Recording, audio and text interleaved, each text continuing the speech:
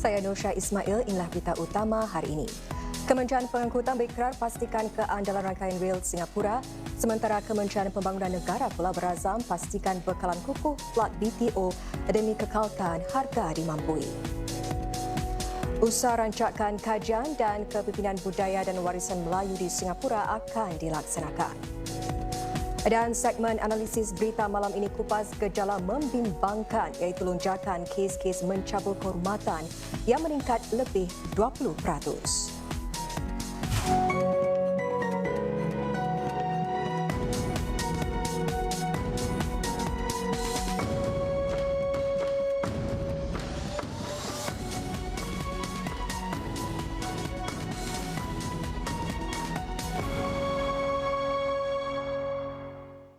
Salam sejahtera. Pemangku Menteri Pengangkutan Jeffrey Siau berkata memastikan rangkaian kereta api Singapura boleh terus diandalkan akan menjadi cabaran utama sedang ia terus berkembang dan menua. Dalam adendum kepada ucapan Presiden Tharman Shanmugaratnam semasa pembukaan Parlimen ke-15, Encik Siau menekankan pemerintah akan bekerjasama dengan pengendali kereta api dan para pekerja untuk melabur dalam sistem dan latihan yang lebih baik. Langkah ini demi meningkatkan pemantauan, penyelenggaraan dan pembaruan aset. Semasa menggariskan keutamaan Kementerian Pengangkutan, Encik Siau berkata rangkaian kereta api akan terus berkembang. Ini menerusi rancangan melengkapkan laluan Circle, melanjutkan laluan Downtown dan Thomson East Coast serta membuka laluan daerah Jurong. Hampir $1 bilion juga akan dilaburkan untuk meningkatkan akses khidmat bas bagi penduduk di bandar HDB yang jauh dari pusat bandar. Dalam bidang penerbangan pula, kecerdasan buatan AI akan digunakan untuk mengoptimumkan operasi di Terminal 5 Changi yang bakal dibuka. AI juga akan menyokong operasi 24 jam di Pelabuhan Tuas. Kementerian Pembangunan Negara MND pula menegaskan komitmennya untuk mengekalkan bekalan kukuh flat BTO demi memastikan perumahan awam tetap mampu dimiliki. Kebanyakan flat baru ini akan mempunyai tempoh menunggu lebih singkat. MND juga akan mengekalkan bekalan tanah yang kukuh untuk perumahan private. Semua ini adalah sebahagian daripada pelan pembangunan dan keutamaannya untuk tahun-tahun mendatang. MND juga akan mengkaji cara untuk menyediakan lebih banyak pilihan perumahan bagi kumpulan-kumpulan berbeza termasuk golongan bujang dan keluarga lebih besar. Penduduk di estet-estet lebih tua akan menikmati peningkatan estet serta pelbagai kemudahan lebih baik. Ciri-ciri mesra warga emas akan disediakan di estet-estet ini selain di beberapa estet perumahan swasta. MND juga bakal membina lebih banyak hub masyarakat bersepadu. Sementara itu dalam adendanya pula, Kementerian Kemampanan dan Sekitaran MSE menyatakan ia akan membangunkan strategi seluruh pemerintah bagi daya tahan kepanasan.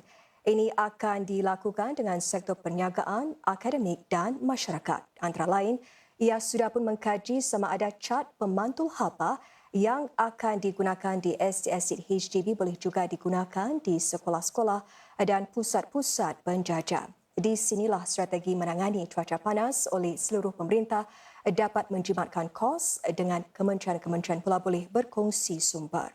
Semua ini sedang Singapura berusaha menangani keadaan iklim dunia yang semakin panas. Lantaran itu demi mengatasinya, salah satu tumpuan MSE ialah mengadakan Pelan Adaptasi Nasional iaitu yang pertama seumpamanya bagi Singapura. Ia juga akan melabur dalam kajian keselamatan nuklear bagi mencapai matlamat sifar bersih pelepasan karbon.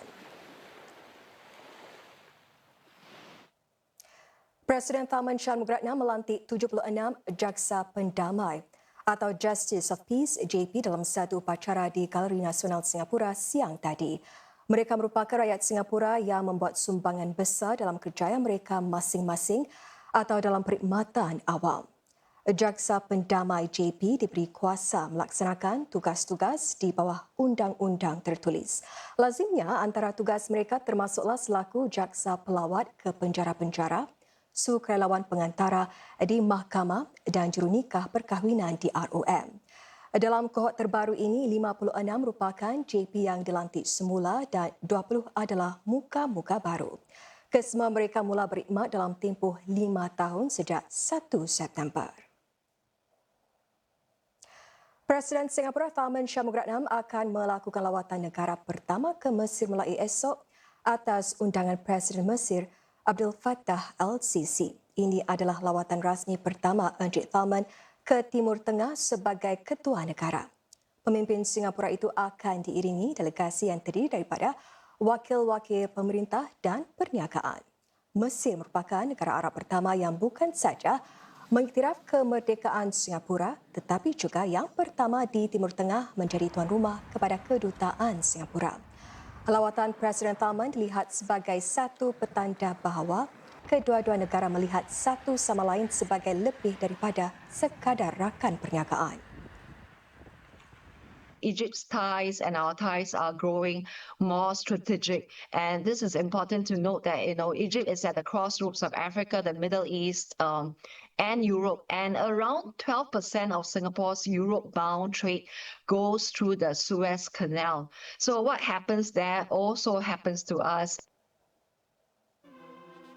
Kali terakhir seorang Presiden Singapura melawat Mesir adalah pada 2016 iaitu Dr. Tony Tan.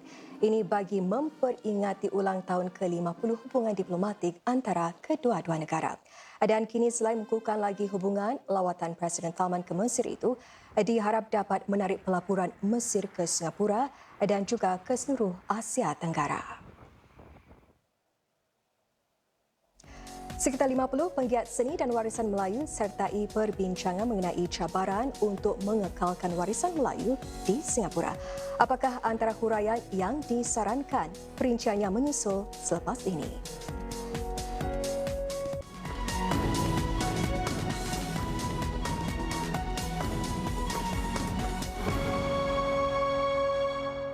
Selamat bertemu kembali.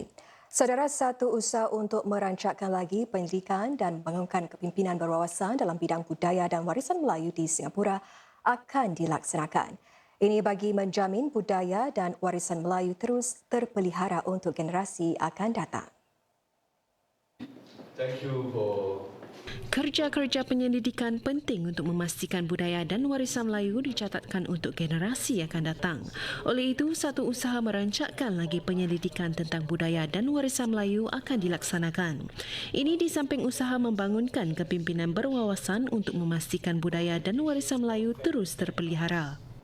Kita akan bekerjasama dengan beberapa agensi seperti NHB, NAC dan juga badan-badan seperti Taman Warisan Melayu bersama dengan masyarakat, iaitu pihak-pihak berkepentingan daripada masyarakat untuk memikirkan masa hadapan ataupun untuk membangunkan lagi apa yang sedia ada dalam aspek warisan dan budaya kita. Dr. Faisal berkongsi hal itu dalam sesi perbincangan bersama kira-kira 50 penggiat seni dan pihak-pihak berkepentingan dalam bidang budaya dan warisan Melayu. Antara isu yang dibangkitkan termasuk cabaran yang dihadapi dalam usaha mengekalkan warisan Melayu di sini. Antaranya adalah cabaran demografi di Singapura yang kita lihat bahawa sedang usaha-usaha untuk mendekati golongan belia di sekolah-sekolah ini semakin mengecil. Dan ini adalah satu masalah struktural. Kedua adalah dari aspek space atau kawasan di mana kita tiada ruang, tiada ruang untuk mengembangkan usaha ini. Tapi kalau kita lihat dengan apa yang dibincangkan, bagaimana kita boleh menggembling tenaga dan membuat satu usaha dan upaya yang lebih efektif.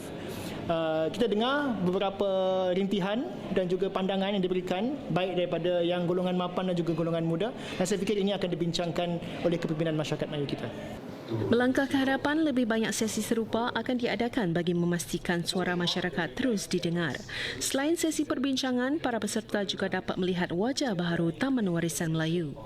Pengunjung akan disambut dengan kompaun baru, ruang bengkel, aktiviti yang diperluas serta auditorium dengan kemudahan moden.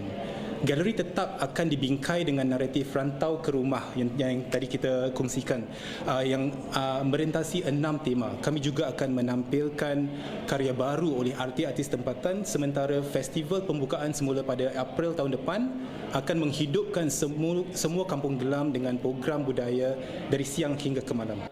Pembaharuan ini dijangka memberi nafas baharu kepada Kampung Glam sambil memastikan warisan Melayu kekal hidup, dinamik dan relevan bagi semua lapisan masyarakat Singapura. Menteri Pertahanan Chan Chun Sing berkata pernyataan terkini daripada para pemimpin pertahanan Amerika Syarikat dan China memberi keyakinan bahawa dunia cukup luas untuk semua negara berkembang maju, makmur dan belajar atas dasar sama rata. Beliau merujuk kepada perbualan telefon antara Setiausaha Perang Amerika Pete Hegseth dengan Menteri Pertahanan China Dong Jun minggu lalu yang digambarkan sebagai berterus terang dan membina. Encik Chan berucap di Forum Xiangshan di Beijing yang dihadiri para pemimpin dunia bagi membincangkan isu-isu keselamatan. As we adapt to a transition in the global order, there is a historical opportunity for all great powers to exercise their leadership to win the world. Doing so will require magnanimity and a shared commitment to maintain harmony. Likewise, there is an opportunity for all small countries like Singapore to contribute to global stability by taking the side of principles and not power. All of us have a choice to make.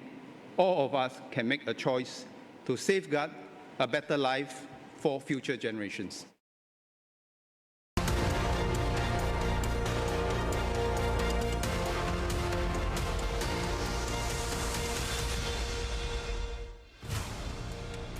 Arab Saudi dan Pakistan memeterai satu pakatan pertahanan yang membawa makna bahawa sebarang serangan ke atas salah sebuah negara dianggap sebagai serangan terhadap kedua-duanya sekali.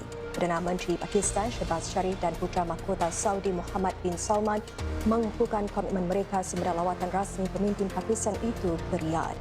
Kedua-dua pemimpin itu berikrar memperdalam lagi kerjasama bersejarah serta kepentingan strategik bersama. Bank Federal Amerika memotong kadar faedah sebanyak 25 mata asas. Ia memberi bayangan akan terus menurunkan kos pinjaman sepanjang tahun ini. Dengan langkah terbaru ini, kadar faedah turun kepada julat antara 4 hingga 4.25%. Ini kali pertama langkah itu dilakukan sejak hujung 2024. Pengerusinya Jerome Powell berkata langkah itu bertujuan mengurus risiko dan memastikan pasaran buruh tidak terus merosot. Kemboja melaporkan sekurang-kurangnya 23 penduduknya cedera dalam insiden perkempungan dengan polis Thai di sebuah kampung yang dituntut oleh kedua-dua negara. Menurut Phnom Penh, penduduknya berkumpul untuk membuang kawat berduri yang dipasang Thailand. Bangkok sebaliknya mendakwa insiden itu dipacu oleh sekitar 200 perusuh Kemboja yang menceroboh wilayahnya serta merosakkan harta benda milik kerajaan Thai. Malah tegasnya para petugas keselamatan Thai berusaha untuk mengawal diri sepanjang insiden tersebut. Dunia semakin lantang membantah kekejaman Israel ke atas carikan Gaza. Kesatuan Eropah kini berura-ura untuk menggantung sebahagian hubungan dagangan dan ekonomi dengan Tel Aviv. Laporannya selepas ini.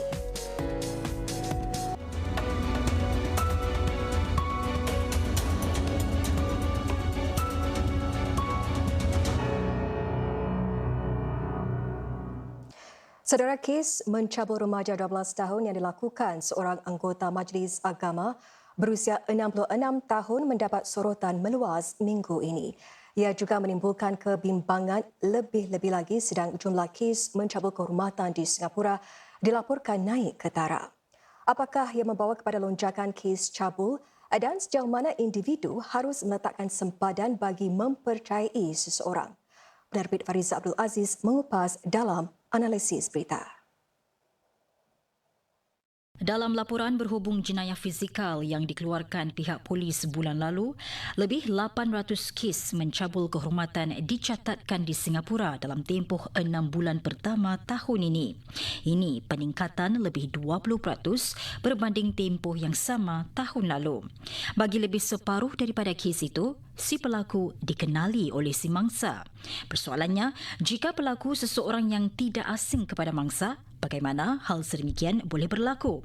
Apakah keadaan-keadaan yang membawa kepada lonjakan kes cabul? Pakar psikologi klinikal Encik Haikal Jamil berkata, kempen-kempen kesedaran serta perubahan dalam proses keadilan di mahkamah bagi melindungi mangsa mendorong mangsa untuk tampil membuka mulut. Maka itulah lebih banyak kes dilaporkan. Penggunaan wadah media sosial yang berleluasa pula seperti aplikasi dating mewujudkan persekitaran yang memberdayakan perbuatan mencabul untuk berlaku. Pelaku, kata Encik Jamil, mungkin menyalahgunakan wadah sedemikian bagi memuaskan nafsu mereka. Cara untuk mereka mendapatkan mangsa mereka tidak perlu keluar dan berkenalan dengan orang itu. Mereka boleh berjumpa dengan orang itu di alam maya dan kemudian membuat temu janji berjumpa dengan mereka, dan setelah itu mereka melakukan niat yang tidak baik kepada mangsa mereka. Peningkatan pada kes mencabul kehormatan tambahan Encik Haikal mencerminkan mangsa kini lebih memilih untuk menegakkan harga diri mereka daripada isu stigma sosial yang mungkin berlegar. Pada waktu dulu dengan kurang fahaman tentang masalah jenayah seksual ini, masyarakat mungkin akan memandang serong kepada mangsa-mangsa. Mereka kadang-kadang akan victim blaming, mengatakan mangsa ini mereka cara pemakaian mereka dan sebagainya membuat mereka rasa lebih dijudge oleh dihakimi oleh masyarakat. Jadi pada waktu sekarang mereka telah dengan adanya kempen-kempen kesedaran tentang masalah pencabulan seksual ini, mereka rasa bahawa mereka tidak perlu lagi menjadi mangsa. Namun kadangkala bukan begitu mudah untuk individu menyedari sama ada dirinya sedang diambil kesempatan, terutamanya oleh orang yang dikenali kerana ia sesuatu di luar jangkaan mereka. Dalam hal ini, Encik Haikal menarik perhatian kepada pengantunan seksual atau sexual grooming, di mana pelaku menjalin hubungan baik dengan mangsa dengan niat mengeksploitasi. Apabila seseorang terjerat dalam pengantunan seksual tanpa langkah-langkah perlindungan, dia barangkali boleh terdedah kepada pencabulan seksual. Pencabulan seksual terjadi apabila seseorang itu mengalami kelakuan seksual tanpa izin mereka. Sebagai contoh, pelaku-pelaku jenayah seksual ini mungkin memegang tubuh mangsa atau memaksa mangsa itu untuk melakukan aksi-aksi seksual. Sexual grooming ini pula adalah satu proses untuk meningkatkan kepercayaan mangsa kepada pelaku jenayah seksual ini. Mungkin penjenayah seksual ini sering memberikan hadiah atau menampilkan diri mereka sebagai seorang yang mengambil berat kepada si mangsa itu. Pencabulan seksual itu hanya berlaku setelah mangsa mula percaya kepada pelaku seksual itu. Jadi sexual grooming adalah satu strategi manipulasi untuk merendahkan risiko bahawa si pelaku seksual itu akan dilaporkan. Lantaran itu, Encik Haikal menekankan betapa masyarakat harus berpada-pada dalam soal meletakkan kepercayaan terhadap mana-mana individu, waima orang yang kelihatan ada pegangan agama. Dalam satu kes cabul di mana mahkamah awal minggu ini menjatuhi hukuman penjara lebih 13 tahun ke atas seorang lelaki berusia 66 tahun kerana mencabuli dan melakukan penderaan seks terhadap remaja 12 tahun, warga emas itu bukan sahaja rakan kepada bapa mangsa, malah dia juga seorang ahli majlis agama.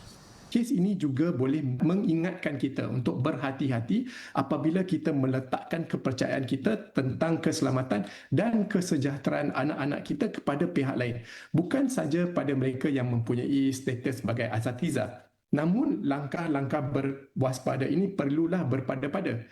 Elakkan daripada black and white thinking atau cara pemikiran hitam putih. Saya syorkan untuk masyarakat kita untuk meneliti apakah batas-batas tanggungjawab oleh mereka yang memegang satu jawatan atau memikul sesuatu tanggungjawab. Jika anda rasa bahawa seseorang itu telah melebihi batasnya dalam jawatan yang dipikul, kita mestilah berhati-hati.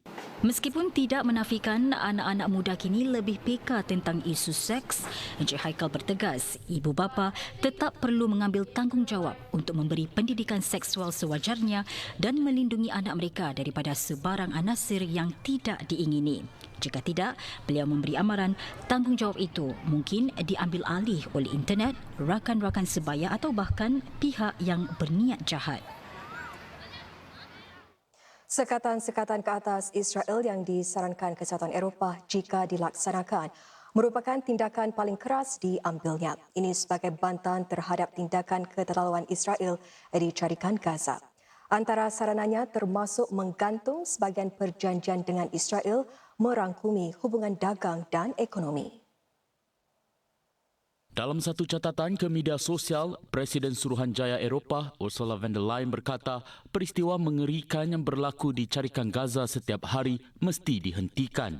Dan untuk berbuat demikian, Badan Eksekutif Kesatuan Eropah atau EU sedang memberi tekanan kepada pemerintah Israel. Suruhanjaya itu mengemukakan satu rancangan untuk menggantung beberapa komponen berkaitan perdagangan dalam perjanjian berkaitan antara EU dengan Israel.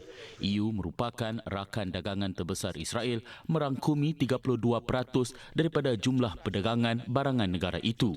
Para pegawai berkata, jika diluluskan, langkah itu akan menyebabkan Israel kehilangan akses istimewa ke pasaran Eropah. The proposed suspension targets tariff preferences granted to Israel, encompassing free movement of goods, right of establishment and supply of services, public procurement, competition and intellectual property. Selain itu, Suruhanjaya berkenaan juga ingin mengenakan sekatan ke atas beberapa menteri Israel yang bersifat pelampau, penghuni pertempatan haram yang bersikap ganas dan anggota-anggota Hamas. Untuk menguatkuasakan langkah-langkah itu, Majlis Eropah harus sebulat suara meluluskan langkah itu, manakala komponen perdagangan pula memerlukan undi majoriti. Pegawai Israel mengkritik saranan itu yang didakwanya akan membantu mengukuhkan lagi kumpulan Hamas. Dengan itu, sekian berita untuk malam ini. Sehingga berjumpa lagi. Salam hormat.